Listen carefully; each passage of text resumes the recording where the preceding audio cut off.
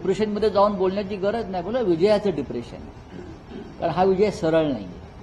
शिवभोजन थाळी एवढी कशी खात्री आहे का मुख्यमंत्री 100% वर्षावर जाणार नाही? आणि एक सगळ्यात महत्वाचं म्हणजे राज्यामध्ये अंधश्रद्धा निर्मूलनाच्या संदर्भात कायदा आहे आणि अंधश्रद्धा निर्मूलना संदर्भात जे लोक काम करतात त्यांनी या संदर्भात जी बाहेर चर्चा आहेत, ज्या अफवा आहेत, त्या संदर्भात त्यांनी लोकांना सामाजिक सुधारणेचं काम करणं गरजेचं आहे, जागरण करणं गरजेचं आहे.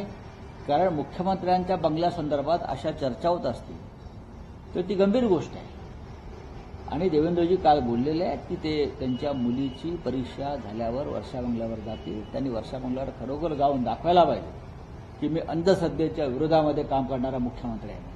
शिवभोजन थाळी रद्द करण्याचा निर्णय राज्य सरकारनं घेतलाय, पण भुजबळांनी मुख्यमंत्र्यांना पत्र लिहून हा महत्वाकांक्षी प्रकल्प सुरू ठेवा अशी मागणी केलेली. म्हणजे लाडक्या बहिणीचा तोटा इतर योजनांना बसतोय का? नक्कीच.